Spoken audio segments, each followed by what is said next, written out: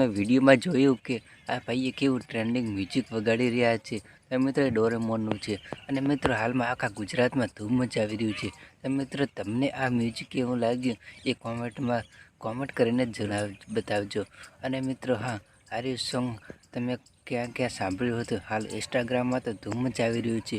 તો આ વિડીયો પૂરો જોવા બદલ આભાર અને આવા નવા વિડીયો જોવા માટે અમારી ચેનલ સબસ્ક્રાઈબ કરો. ધન્યવાદ.